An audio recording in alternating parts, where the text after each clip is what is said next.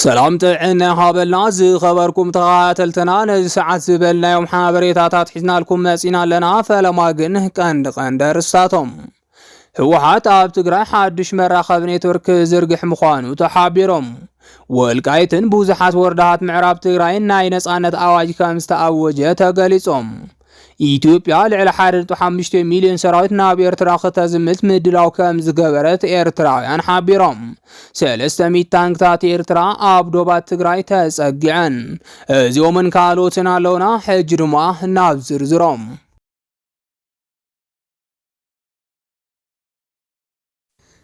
ሕወሓት ኣብ ትግራይ ሓድሽ መራኸቢ ኔትወርክ ዝርግሕ ምዃኑ ተሓቢሮም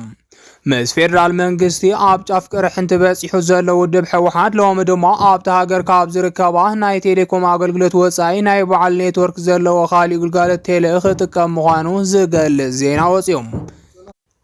وانا علاما نايزدما فيدرال منغستي ابز حج ساعات مس حوحات ناب كوينات كاتو لزخل عدل مسفحو محبارو سعيبيوم كم زفلت قدم حزي قداماي مينستر ابي احمد ابتني هاغرو بارلاما قريبوم بزعبا قصالاي انفت ركب حوحاتن فيدرال منغستن حاده مغلص يهبو منبارو زفلاتيوم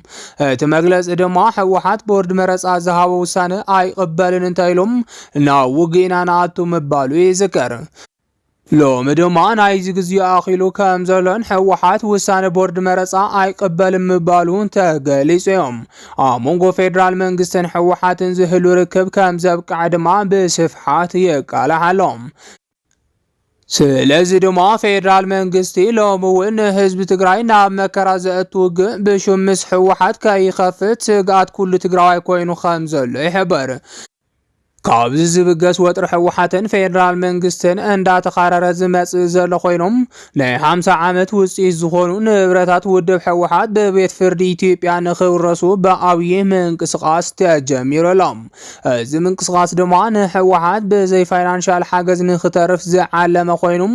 ቦርድ መረፃ ኢትዮጵያ ብዝወሰኖ መሰረት ንብረቱ ብመንግስቲ ተወሪሶም እቲ ውድብ ኣለዎ ንዝተባሃለ ዕዳን ዝተረፈ ድማ ንመምሃሪ ሓገዝ ክውዕልን ተወሲኑ ندل على 50 عامت زغبره ودب حوحات كم ز عينت وسانه مهاب قليل كم زي يخونن نتاغر ناو كالي ግጭት كم زمرحان والا قام بركت زبلو تنتنتي كغلصون تصنحهم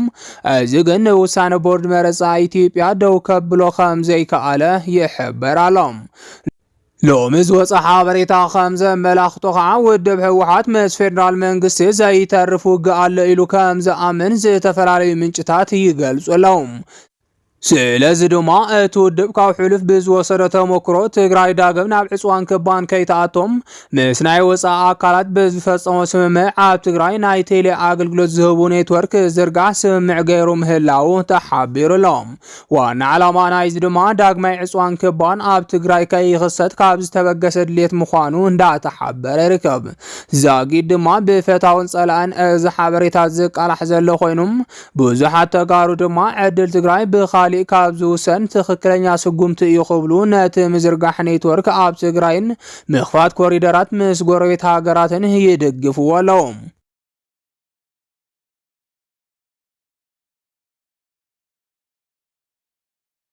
ወልቃይትን ብዙሓት ወርዳሃት ምዕራብ ትግራይን ናይ ነጻነት ኣዋጅ ከም ዝተኣወጀ ተሓቢሮም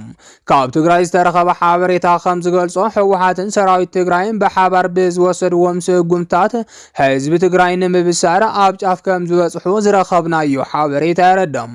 ብጌታቸው ረዳ ዝምራሕ ግዚያዊ ምሕዳር ትግራይ ንኽልተ ዓመታት ትግራይ ክመርሕ እንተጸንሐቋም ሕቶታት ህዝቢ ምላስ ሓዲጉ ቅድሚያ ኣብ ዘይወሃቦም ጉዳያት ግዚኡ ከም ዘባኸኑ ምሁራት ገለጾም እቶም ምሁራት ወሲኾም ከም ዝገለጹ ወደማም ጌታቸው ባዕሉ ድሕሪ ስልጣኑ ምርካቡን ከም ዝኣመነሉን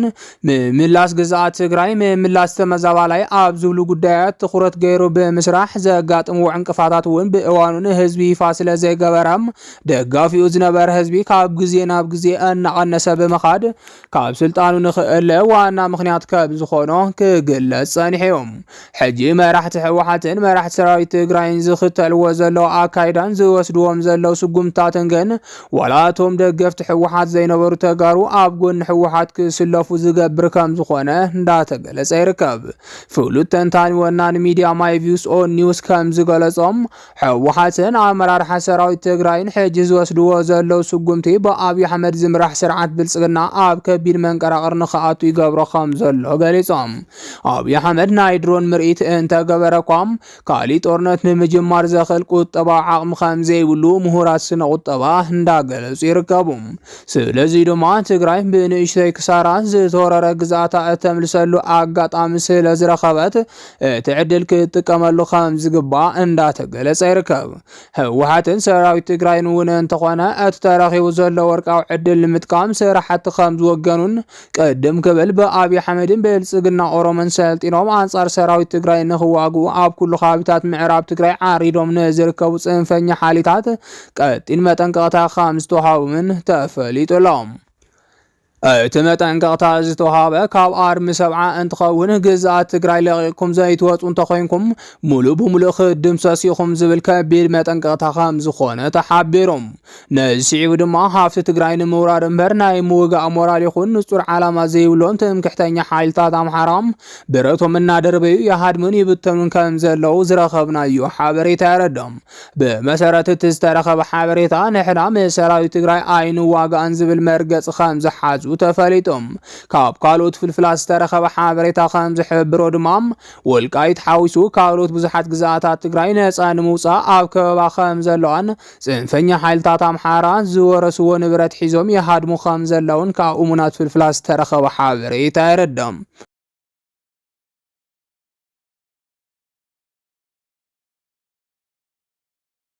ኢትዮጵያ ልዕሊ 1.5 ሚሊዮን ሰራዊት ናብ ኤርትራ ከተዝምት ምድላው ከም ዝገበረት ኤርትራውያን ሓቢሮም። ንዝሓለፈ ዓመትን መንፍቕን ጉጅለ ብልጽግና ንላዕላውነት ኤርትራ ኣብ ሕቶ ምልክት ዘእቱ ዛዕባታት ብደረጃ መንግስቲ ከጋፍ ምጽንሑ ፀሓይ ዝወቕዖ ሓቂ ዝበሉ እዞም ኤርትራውያን ወሃብቲ ቃል ሻዕብያም ዲፕሎማሰኛታት ምዕራባውያን ኣኪቦ ኣብ ልዕሊ ኤርትራ ክስታት ከቕርብ ምጽንሑ እውን ዝሕባእ ኣይኮነን ክብሉ ዘረቦም ይጅምሮም። ብወግዓውያንን ዘይወግዓውያንን መርበባቱ ኣቢሉ ኣብ ልዕሊ ህዝቢ ኤርትራ ናይ ክወረኩም እየ ዝመስል ምፍራሕ ዝመልኦ ዜናታት ኣብ ምክያድ እውን ተጸሚ ጸኒሕሎ ብምባል ኣብ ሓደ ኣብ ኣስመራ ዝርከብ ናይ መንግስቲ ናይ ማሕበራዊ ሚድያ ሓሳቦም ኣቕሪቦም ኣለዉ። ብወገን ኤርትራ ዋላ እኳ ነገራት ንምህዳእ እንተተጻዕረም ብወገን ኣብይ ግን ኣብ ልዕሊ ህዝቢ ኤርትራ ናይ ስነ ኣእምሮ ወራር ካብ ምክያድ ፍጹም ኣይተቆጠበን ዝበሉ እቶም ወሃብቲ ቃል ካብኡ ሓሊፉ እውን ነቲ ኣብ 2018 ዝፈረሞ ስምምዕ ብምፍራስ ተቃወምቲ ኤርትራ ንዝበሎም ጉጅለታት ኣብ ኢትዮጵያ ዓዲሙ ከዕጥቕን ከስንቕን ጀሚሩ ርከብ ይብሎም። ብተወሳኺ እውን ብቁልዕ ንኹናት ዝተዳለዉ ልዕሊ 1.5 ሚሊዮን ሰራዊት ኣብ ተጠንቀቕ ምህላዎም እውን ብመልክዕ ዓዋጅ ኣውፅኡ ይርከብ ክብሉ ይገልጾም። እንተኾነ ግን ጭጉራፍ ባዕላ ወቂዓ ባዕላ ተእው ተባሂሉ ከም ዝተመሰለም ጉጅለ ብልጽግና ከሳሲ ኮይኑ ብምቕራብ መንግስቲ ኤርትራ ኣብ ልዕለይ ኩናት ክኸፍት ይቀራረብ ኣሎ ዝብል ውፁ ጠቐነ ብሚድያቱ ኣቢሉ ኣብ ምግዋሕ ተጸሚዱሎም። ነዚ ናይ ወቂዑ ቀዲሙ ንምብካይ ስልትታቱ ንምስኻዕ እውን ከም በዓል ኤርምያስ ለገሰ፣ ስዩም ተሾመን ካልኦት ኤርትራውያን ኢና ዝብሉ ኣነቓቓሕቲ ናይ ማሕበራዊ መራኸብታት ኣብ ቅድመ ግንባር ኣሰሊፉሎ ብምባል ይኸሶም። ከም ኣብነት ኣብ ዝሓለፈ 24 ሰዓታት ኣብ ኤርትራ ክተት ተኣውጁሎ ዝብል ፍጹም ካብ ሓቂ ዝረሓቐ ሓበሬታ ኣብ ገጻት ትዊተር ተዘርጊሖም ኣለዉ ብምባል ድማ እቲ ሓበሬታ ሓሶት ምዃኑ ኣብ ኤርትራ ኮይኖም ገሊጾም ኣለዉ። እዚ ድማ ምስቲ ቅድሚ ሕጂ ኣብ ኣልጀዚራ መንግስቲ ኤርትራ ኩናት ክኸፍት ይዳለሎ ዝብል ብፕሬዝዳንት ሙላቱ ተሾመ ዝወፀ ጽሑፍ ክዛመድ ተባሂሉ ዝተዘርግሐ እዩ ክብሉ ይሕብሮም። እዚ ድማ ምስ ምስላ ጭጉራፍ በዓላ ወቂዓ ኣቐዲማ ተእው ዝብል ኣተሓይዙ ኣብይ ንዝሓሰቦ ወራር መንግስቲ ኤርትራ ተሓታቲ ክገብር ወሲኑሎ ክብሉ ሓቢሮም ኣለዉ። ሕዚ እውን ነቲ ኣፍ ደገ ባሕሪ ክንረክብ ኣለና ዝብል ንላዕላውነት ኤርትራ ብቁልዕ ዝጥሕስ ኣጀንዳቶም ምትግባር ኣቐዲኖም ዝነዝሕዎ ዘለው ናይ ሸፈጥ ዛዕባታት ብትዕግስቲ እንዳተኸታተልና ናበይ ክበጽሑ ደልዮም ዝብል ብልክዕ ክሳብ ዝፍለጥ ልዑል ክትትል ክንገብር ኢና ክብሉ ናይ መንግስቲ ኤርትራ ወሃብቲ ቃል ገሊጾም እዮም። እዚ ሓበሬታ ድማ ሙሉእ ብሙሉእ ብኢሳያስ ብዝተዋሃቦም ኣንፈት መሰረት ዘቃልሕዎ ምዃኖም እንዳተገለጸ ይርከብ። ይኹን እምበር እቶም ናይ ኢሳያስ ሰባት ዋላ እኳ ኩነታት ኢትዮጵያ ብትዕግስቲ ይከታተልዎ ከም ዘለዉ እንተገለጾም እቲ ሓቂ ግን ኤርትራ ሰራዊታ ኣኺባ ናብ ድንበራት ትጽጋዕ ከም ዘላ ይግለጽ እዩ ዘሎ። ኣብ ዝተፈላለዩ ግንባራት ሃገር ዝነበሩ ሰራዊትን ሜካናይዝድ ሓይልታትን ናብ ድንበራት ኢትዮጵያ ተጸግዕ ምህላዋ ዝተፈላለዩ ወተሃደራዊ ጸብጻባት ይገልጹ ኣለዉ። ኣፍሪካን ፖስት ዝተባሃለ መርበብ ሓበሬታ ከም ዝሕብሮ ድማ ኣብዚ ሕጂ ሰዓት ኣብ መንጎ ኢትዮጵያን ኤርትራን ዝለዓለ ወተሃደራዊ ምንቅስቃስ ከም ዘሎ ካብ ምንጭታትን ምስሊ ሳተላይትን ረኺበዮ ብምባል ዘቃልሖ ጸብጻብ የረድም። ከም ጸብጻብ እቲ መርበብ ሓበሬታ ድማ ኢትዮጵያ ልዕሊ 1 ሚልዮን ሰራዊት ኣዳልያላ ብምባል ዘረድአ ናይ ኣዋርሕ ዕድመ ዝተረፎ ምጅማር ኩናት ኣብ መንጎ ክልቲአን ሃገራት ከም ዘሎ ይገልጽ። ኣብ ክልል ኣምሓራ ዝነበሩ ሰራዊት ሃገር እውን ካብታ ክልል ብበዝሒ ክወጹ ይግበር ምህላውን ናብ ዝኸበረ ተልእኮ ክዳለዉ ከም ዝተነገሮምን እቲ መርበብ ሓበሬታ ሓቢሮም። ብኣንጻሩ ድማ ኣብ ክልል ኣምሓራ ዘሎ ግጭት ካብ ተራ ሚሊሻታት ኣይሓልፍን ተባሂሉ ብሰበስልጣናት ኢትዮጵያ ከም ዝተገምገመ እቲ ሚድያ ኣቃሊሕሎም። ብወገን ኤርትራ እውን ልዕሊ 300 ዝኾና ታንክታት ምስ ትግራይ ናብ ዘዳቡ ድንበራት ኣጸጊዑ ከም ዘሎ ካብ ምስሊ ሳተላይት ረኺበዮ ኢሉ እቲ ሚድያ ዘቃልሖ ጸብጻብ የረድም። ሎሚ ንጎ ኣብ ተመሳሳሊ ሰዓት ናብ ድንበራት ትግራይ ብኣማይት ዝቁጸር ተወሰኽቲ ታንክታት ዝሓዙ ሜካናይዝድ ሰራዊትን ወተሃደራዊ ተሽከርከርትን ኤርትራ ኣትዮም ኣለዉ ክብል ይገልጽ። እቲ ብውሃብቲ ቃልእቲ ሃገርን ናይቲ ስርዓት ዝኾና ሚድያትን ኣቢሉ ብኤርትራ ዝተዋሃበ መግለጺም ብዛዕባ ኢትዮጵያ ሲዒቡ ከዓ ሎሚ ኩነታት ኢትዮጵያን ኤርትራን ናብ ዝኸፍአ ጸልማት የምርሕ ምህላው ተሓቢሩሎም።